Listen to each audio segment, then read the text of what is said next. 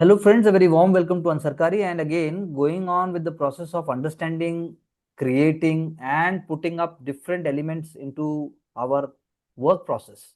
Here we are again trying to understand and go through the experimental writing process of modern India answers, which forms the base. Modern India is very, very important. It is not just merely a story or fact. It is, in fact, a whole philosophical ideology which may help you to crack with the top rank, provided you understand that why and who ruled us and how certain British ideas can really help us to become a developed world also. So assess the role of British imperial power in complicating the process of transfer of power during 1940s. So during our discussion, I asked specifically to write this answer. That is why we are seeing here. So Britishers use the coloration tactics of multiple layers. I think I like the word. It is little comprehensive, but I think very finely put up. If it would have been little longer, if it would have been little two words would have come here, तो ये complex हो जाता, but अभी नहीं है complex. So coloration tactics of multiple layers before transferring power to India in 1947. तो हम क्या देखते हैं कि इंट्रोडक्शन को हमने जो वहां पे एक टफ वर्ड था उसको हमने एक्सप्लेन कर दिया. So the decades of 1940s unmasked the Britishers as they intentionally delayed the. I think I love the way the second paragraph is there. Unmasked and intentionally delayed. चलिए आगे. Complicating the process. Always stuck themselves to giving dominion status irrespective of talks. Understanding portrayed by them. ठीक है, अगस्त offer Cripps mission भी ये बोल रहा है. 3 rounds of conferences playing delaying tactics with no real outcome for. So पहले 3 round tables आनी चाहिए थी क्योंकि 1940s की बात कर रहे हैं, तो आप पहले राउंड टेबल लाओ, फिर आप अगस्त ऑफर लाओ, उसके बाद क्रिप्स पे चले जाओ, आगे चले जाओ. Sending different missions to India but no avail as they had zero intrinsic value. Cripps mission before the beginning of Quit India Movement 1942 was a complete failure. Presented the unconditional demand to partition India into Pakistan. It took time for INC to come to terms with it to stretch the transfer process. I think fairly enough. GS का है, ठीक लिखा है, language ठीक है. It was the British on realizing that the time is up in India, which they faced during the Royal Indian Navy movement. तो beauty क्या है कि आधा पार्ट तो फिलोसफिकल है, क्योंकि जब हम ये कह रहे हैं it was the British on realising that time was up, और हमने फिर फैक्ट भी बता दिया. देखो, British left no stone unturned in leaving India, no, before leaving India and transferring power on August 15, 1947 under Wavell Plan, leaving a scar for Indian mind and soul. So Wavell plan तो नहीं कहेंगे हम, cabinet mission plan से ही हम कह सकते हैं कि दोनों डोमिनियन आए. ये हमने थोड़ा सा गलत लिखा. दूसरा, आपको एक और ट्रां, वर्ड लेके आना. सर वेवर प्लान पहले था कि कैबिनेट मिशन बाद में आया? वेवल पहले है. वेवल अच्छा। क्योंकि वेवल तो इंडिया से जाएगा, और जब इंडिया को हम्म। कैबिनेट मिशन आ रहा है और उसके बाद जब हमारे माउंटबेटन आ रहे हैं, तब तो हम ट्रांसफर करेंगे पावर को. आप ऐसे याद हाँ रखो जी। कि वेवल हम्म। तो पहले चला जाएगा तभी माउंटबेटन आएगा, वरना माउंटबेटन का नाम लास्ट में कैसे आएगा. जी। लेकिन एक वर्ड जो हमारे यहाँ पे आना चाहिए था, कि जो हमने शुरू में बोला कि कॉम्प्लिकेटेड कैसे किया, आपको यहाँ पर कॉन्स्टिट्यूशनल डेडलॉक और कॉन्स्टिट्यूशनल डिलेमा जरूर लेके आना चाहिए. कि भाई जब हम कॉन्स्टिट्यूंट असेंबली बनाने की बात कर रहे हैं, तो हम्म। ब्रिटिश ये कर रहा है, हमें कंफ्यूज कर रहा है वो. किसकी कॉन्स्टिट्यूंट असेंबली, कैसे एक साथ बैठोगे, जी। कौन कौन हाँ। पावर लेगा, अरे हम हम्म। कांग्रेस को कैसे दे दें, हाँ। मुस्लिम लीग को मैं कैसे समझाऊं, मतलब मैं ही उकसा रहा हूँ और हम्म। मैं ही कह रहा हूँ भाई मैं समझाऊ नहीं पाऊंगा. तो वो कॉम्प्लिकेट कर रहे थे because they were in the powerful position. जी। ऐसे ही जैसे मैं आपको बजाय सिंप्लीफाई करने के मैं कॉम्प्लिकेट करूं, तो आपको भी समझने में टाइम हाँ, लगेगा. लगेगा चलिए, सर। आज बाकी सारा ठीक है. तो ये वाला एस्पेक्ट ले आइए 2-3 लाइन में, बाकी ठीक है. जी। एग्जामिन द लिंकेजेस, बहुत अच्छा क्वेश्चन है ये भी, बहुत बेहतरीन कॉन्सेप्ट, बहुत बेहतरीन आपकी अंडरस्टैंडिंग अगर है तो अभी आप लिख पाएंगे. लिख तो आप कुछ भी सकते हैं. Examine the linkages between the 19th century Indian Renaissance and emergence of Indian national identity, मतलब नेशनल आइडेंटिटी. सो भारत का जो समाज सुधार आंदोलन था, भारत का पुनर्जागरण था, वो बहुत ही विशाल और बृहत था. वो बहुत ही मर्मस्पर्शी था. वो उतना ही गहरा था जितना गहरा आज की डेट में हम कहते हैं कि पुरी की रथ यात्रा या रामेश्वरम हो गया, या हमारे तो कुछ स्टूडेंट जो हैं अ, महाकाल तो गए गए हैं, सोमनाथ भी गए हैं. तो मतलब इंडिया की जो इंडियन रेनेसा है वो बहुत ब्रॉड है, लेकिन नेशनल आइडेंटिटी में बहुत सारे एलिमेंट आएंगे. अब इंडियन रेनेसा के कौन से ऐसे एलिमेंट हैं जो इंडियन आइडेंटिटी को बना रहे हैं, ये लिखना है. चलिए देखते हैं क्या होता है. Indian Renaissance during 19th century constituted religious, social, cultural and economic awakening which gave birth to creation of national identity as traditional and modern identity. ठीक बात है, चलो क्लैश की जगह मत, क्लैश नहीं हुए। हमने इंडिपेंडेंस के दौरान वेस्टर्न आइडियाज को कंप्लीटली रिजेक्ट नहीं किया, हमने एम्ब्रेस किए जो चीज काम की है, तो क्लैश नहीं हुए, मर्ज कह लो, दे मर्ज्ड, और दे मर्ज कह लो, दे कंबाइंड, दे कोलैबोरेटेड, लेकिन क्लैश नहीं कह सकते। क्लैश तो ब्रिटिश कह रहा है कि वेस्टर्न आइडिया मेरे जो आए हैं वो तुम लेके नहीं आए हो भारतीयों, वो हमने तुम्हें दिए हैं, तुमने आंख खोलना हमसे सीखा है। अगर हमारा गोरा समाज, हमारा गोरा पुस्तक तुम नहीं पढ़ते तो तुम बैकवर्ड, अंधविश्वासी, और तुम जिसे कहते हैं सेवेज, यानी तुम जो है वो अ, सज्जन पुरुष नहीं होते, दुर्जन होते, ये उनका कहना है। तो क्लैश नहीं हो सकता। तो जी लिंकेजेस क्या है? The Indian beliefs and customs became more central with British started to rule the unBritish way, आज ऑलरेडी बता दें, और बिल्कुल ठीक बात है। Drain of wealth and home charges की जगह आप यहाँ पे क्या आएगा, यहाँ पे इंडियन रेनेसां का टर्म आएगा राष्ट्र, जो राष्ट्र की बात है, हमारा देश, एकता जिसे हम कह रहे हैं ना, यूनिटी। वो दादा भाई नौरोजी का अगर ये एलिमेंट लिखना भी है, दो ये डायरेक्ट नहीं है, लेकिन फिर भी हमें यही लिखना है, मैं तो मानता हूँ। तो आप इकोनॉमिक नेशनलिज्म का जो कॉन्सेप्ट है वो आइडेंटिटी निकल के आई, लेकिन उससे भी आप सिंपल पे जाओगे तो आप पीछे जाओ। राजा राम मोहन रॉय ने बोला मोनोथीज्म है, एकेश्वरवाद, तो उससे आइडेंटिटी क्या आई, उससे हमारी नेशनल आइडेंटिटी में आया कि हमारा गॉड सुप्रीम है and we believe in secular ideas, हमने सेकुलरिज्म लिया, मोनोथीज्म से हमें सेकुलरिज्म मिल गया। Indian motherland being worshipped like a goddess when tribal peasant uprising created the path ahead. Tribal leaders के अपने गॉड थे, ट्राइबल लीडर्स के अपने भगवान है, या वो प्रकृति उनकी माँ है, उन्होंने धरती माँ को प्रकृति माना। लेकिन जब नंदलाल बोस आए या रविंद्रनाथ टैगोर हैं या अवनींद्रनाथ टैगोर हैं, जब उनकी पेंटिंग्स बनी तो अरविंदो घोष ने माँ भारती को विजुलाइज किया। तो आप कह सकते हो कि Indian painting and Indian writing, जैसे बंकिम चंद्र चैटर्जी का वंदे मातरम, ये हो गया दूसरा एलिमेंट जिससे आपकी नेशनल आइडेंटिटी बनी। तीसरी नेशनल आइडेंटिटी बनी हमारी कि हमें हमें जो है सबको साथ लेके चलना है, हमें मजदूर को भी लेना है, किसान को भी लेना है। तो वो कैसे आया?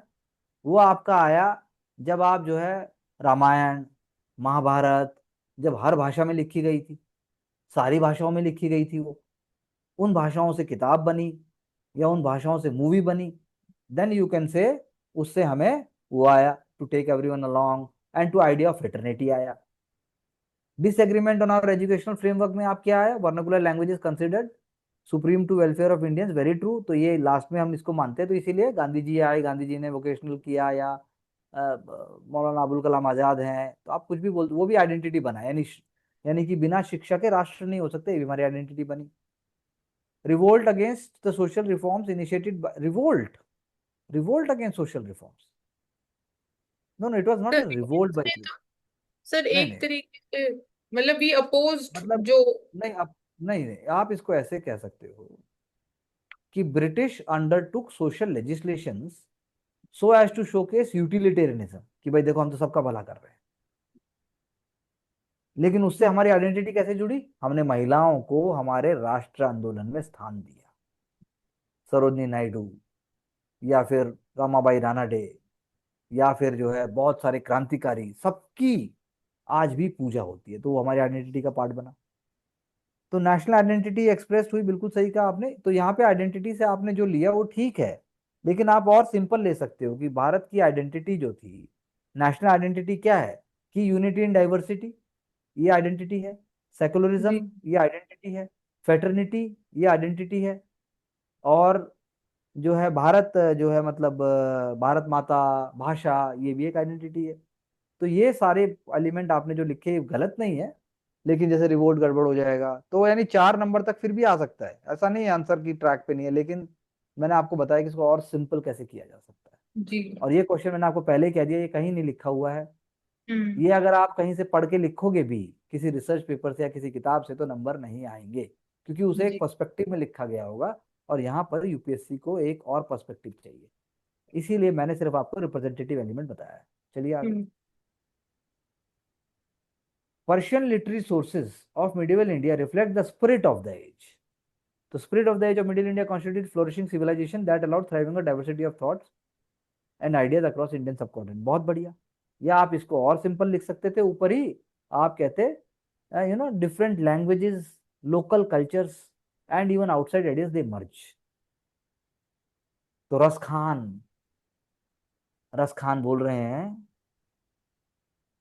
रस खान ने बोला, बहुत कुछ बोला उन्होंने, लेकिन मुझे एक याद आ रहा है जो हम लोगों ने मतलब बहुत महसूस भी किया है कि कहे रहीम, रहीम ने कहा है, रस खान ने, रहीम का दोहा है, कहे रहीम उत्तम प्रकृति क्या करित सकत कुसंग। रहीम ने कहा है कि जो व्यक्ति उत्तम प्रकृति का होता है उसका कुसंगति क्या बिगाड़ सकती है। यानी आपके साथ यदि कोई व्यक्ति छोटा व्यवहार करता है, छोटा चरित्र का व्यक्ति है, तो आपके ऊपर फर्क नहीं पड़ेगा, क्योंकि चंदन में विष व्याप्त नहीं होता है, उसके ऊपर भुजंग लिपटा रहता है। तो रस खान, रहीम, उसके बाद अगर आप बात कर रहे हो कि भाई पर्शियन आइडिया, जैसे पर्शियन बोल रहे हैं, तो पर्शियन में क्या आएंगी, मिनिएचर पेंटिंग्स आ जाएंगी अकबर के टाइम की। जैसे जैसे क्या, सिंदबाद द सेलर, वो सिंदबाद सेलर हो गया, तूतीनामा, श्री फरहाद, महाभारत, सबको रामायण, सबको पर्शियन में ट्रांसलेट किया गया था। जी। गजब की बात ये। तो ये आपको दिखाना पड़ेगा कि तुलसीदास एक तरफ रामायण लिख रहे हैं, एक तरफ मिनिएचर पेंटिंग के अंदर जो है वो महाभारत रामायण दिखाई जा रही है। तो पीस एंड प्रॉस्पेरिटी, ठीक बात है। Historical chronicles, Akbarnama, Abul Fazl, multiplicity of cultures, belief survived, अच्छा लिखा, आईने अकबरी।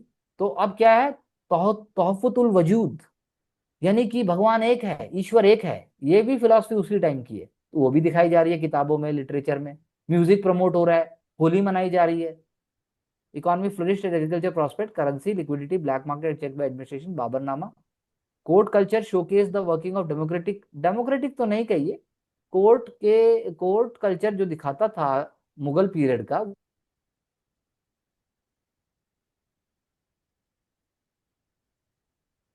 You're not audible.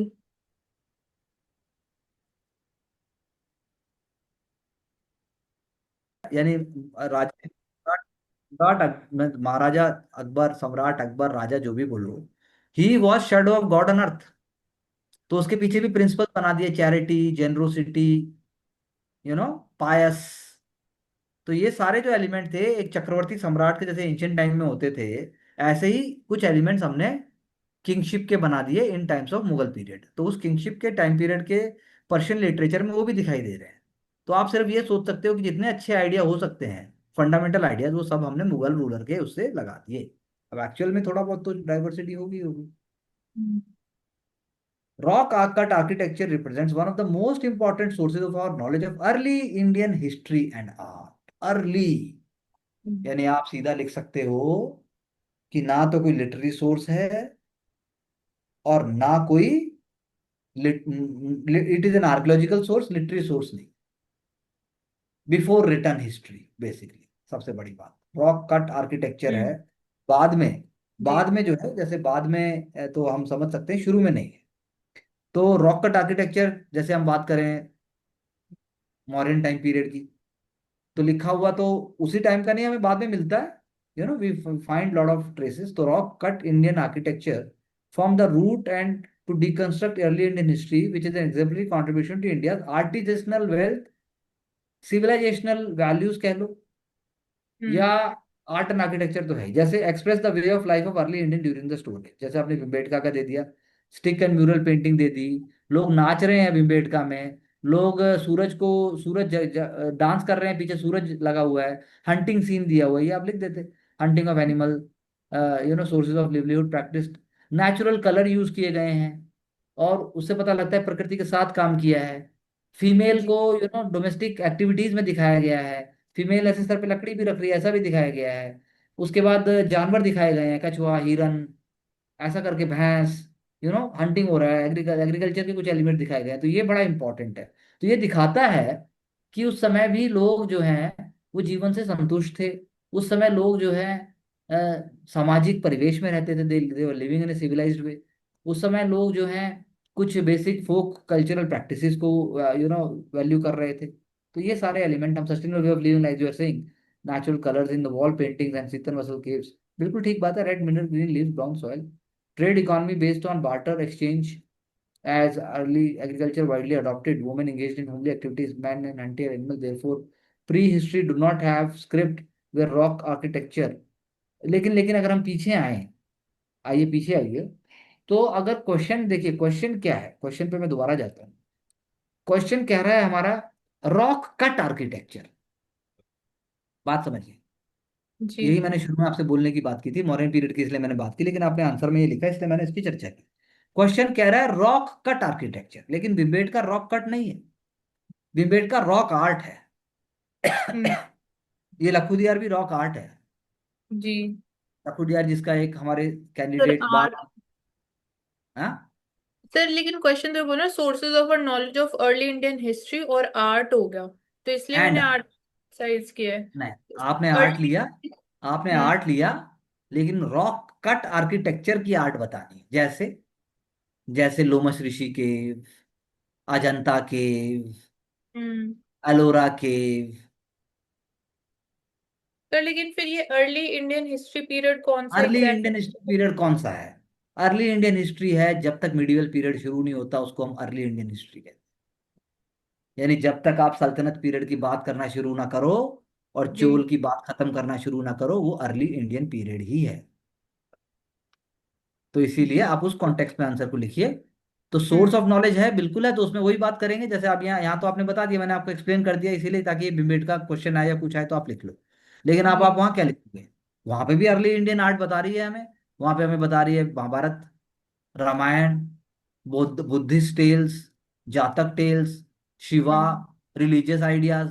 उसके बाद जो है हमें एथिकल वैल्यूज पता चल रही हैं, जैसे कि महाबलीपुरम में वो डेसेंट ऑफ गंगा भी है, अर्जुन का पेनिंस भी है, और एक ऋषि जो है ऐसे योगी कर रहा है, चूहे को भी दिखाया गया है साथ में, कि नकली, मतलब नकली चीजों से नहीं मिलता जिंदगी में कुछ। उसके बाद रॉक आर्ट बेसिक था पहले, मामल्लपुरम से पहले, वो महेंद्र वर्मन का रॉक आर्ट जो प्रीलिम्स में क्वेश्चन भी हमने किया, और उसके बाद वो थोड़ा एडवांस होता चला गया। तो रॉक कट आर्किटेक्चर, तो रॉक कट बोल रहा है, तो यानी आपने एलोरा की गुफाओं की बात की, चैत्य और विहार की बात की, अजंता में तो जैन भी हैं, हिंदू भी हैं, बुद्धिस्ट भी हैं, तो ये लिखना था। चलिए आगे। जी सर। अब पाला पीरियड मोस्ट सिग्निफिकेंट फेज है। अब मान लीजिए हमें नहीं पता है, तो आपने लेकिन बताया कोर ऑफ माना माया बुद्धिज्म, आइडिया 360 डिग्री मैनर, लेकिन क्या? The spokes of Buddhism spread to China Tibet, ठीक है। पॉलिटिकल स्टेबिलिटी अलाउ रिलीज, बिल्कुल सही बात है। गोपाल धर्मपाल, बिल्कुल सही बात है। इंस्टीट्यूशनल पैटर्नेज, बिल्कुल सही बात है। बुद्धिस्ट मोनेस्ट्री एजुकेशन, सब कुछ सही है।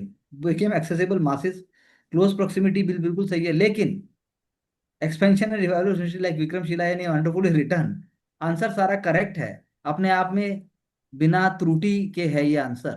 लेकिन जब तक आप इसमें तारा, वज्रयान बुद्धिज्म, तांत्रिक प्रैक्टिसेस, यू नो थोड़ा सा जी। कर्म कांड ज्यादा होने लगा था वज्रयान बुद्धिज्म में, थोड़ा सा लोगों से एलियनेट हुआ हल्का सा, क्योंकि कॉम्प्लेक्स हो गया, सोफिस्टिकेटेड हो गया है। अब आप ऐसे भी मंदिर हैं कि मंदिर के बाहर जो फूल की माला मिल रही है प्रभु को चढ़ाने के लिए, वही 200 रुपए की है। मेरी समझ नहीं आता आम आदमी कैसे खरीदेगा उसको, हर आदमी। आपने तो भगवान को महंगा बना दिया यार। या फिर पुजारी जी आपके सर के ऊपर गोप रखने से पहले अगर ये पूछें पर्ची कटाई है ना, हम्म। तो फिर आप समझ लीजिए। जी। तो ये लिखना था आपको थोड़ा सा और, चलिए आगे। Evaluate the policies of Lord Curzon and their long-term implications on the national movement. Lord Curzon's policy pitched the Indian nationalist sentiments in multiple ways that changed the cusp of freedom struggle in the beginning of 20th century. लेकिन आपने जो शुरुआत की, आप कह सकते थे he tried to pinch Indian nationalist sentiments, but in fact got pinched. उसने हम्म। पिंच करने की हमें कोशिश तो की, लेकिन सब कुछ उल्टा हुआ। हम तो उनके खुश, मतलब हम तो उनके शुक्रगुजार हैं। ना वो हम्म। बंगाल का पार्टीशन की कोशिश करते, ना स्वदेशी मूवमेंट आती, और ना पहली बार आग लगती, और ना हम इतने आगे बढ़ते। ऐसे आपको देखना है ये। डिवाइड एंड रूल उन्होंने किया, लेकिन नेशनलिज्म बढ़ा। सीड ऑफ कम्युनलिज्म बोने की कोशिश की, लेकिन उससे हम आगे बढ़े। और मतलब ऐसा लिखना पड़ेगा।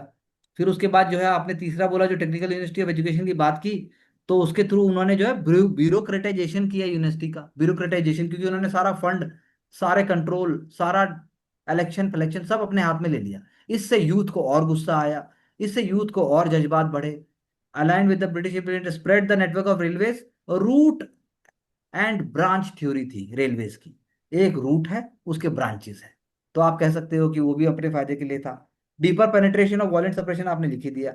आर्कियोलॉजी का किया, लेकिन आर्कियोलॉजी में फिर अपना इंटरप्रिटेशन करना चाहा। उसके अलावा उसके अलावा उन्होंने एग्रीकल्चर कमीशन भी किया। और पूसा इंस्टीट्यूट भी आता है इसी समय में, 1934 में वो सीतामढ़ी में पहुंच जाएगा पहले पूसा। तो पूसा इंस्टीट्यूट, नहीं नहीं, पूसा 1934 में सीतामढ़ी नहीं पहुंचे, सीतामढ़ी से दिल्ली में पहुंचेगा, नाम पूसा रह जाएगा। पूसा जगह का नाम बिहार का है। तो फिर अब वो जो इंस्टीट्यूट आएगा, वो इंस्टीट्यूट जो है, अब वो भी टेक्निकल इंस्टीट्यूट तो है लेकिन बहुत थोड़ा काम कर रहा है। इसी तरह से इन्होंने फेमिन कमीशन तो बनाया लेकिन नाम का बनाया। तो ये इवैल्यूएशन हो गया। चलिए आगे। गांधीवादी चरणों में उनके नेतृत्व में अहिंसा।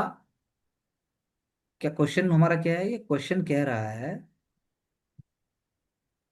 कि गांधी प्रावस्था के दौरान विभिन्न स्वरों ने, अच्छा ये क्वेश्चन आपने कर दिया, उन्होंने तो नहीं किया था ये। गांधी प्रावस्था के दौरान विभिन्न स्वरों ने राष्ट्रवादी आंदोलन को सुदृढ़ एवं समृद्ध बनाया। ठीक है, गांधीवादी के चरण में उनके नेतृत्व की अहिंसा, स्वशासन, रामराज्य, समाजवादी आपने लिख दिया। बिल्कुल सही बात है। उभरती विचारधारा, बहुत बढ़िया पैराग्राफ है। 1923 में आपने डाला, बाधा डाली, भारतीय राजनीति को प्रतिनिधि वकालत की। क्रांतिकारी समूह, बहुत अच्छी बात है। हिंदुस्तान रिपब्लिकन एसोसिएशन, सत्यनाथ सान्याल, राम प्रसाद बिस्मिल, ये भी बढ़िया पॉइंट है, अच्छे पॉइंट है।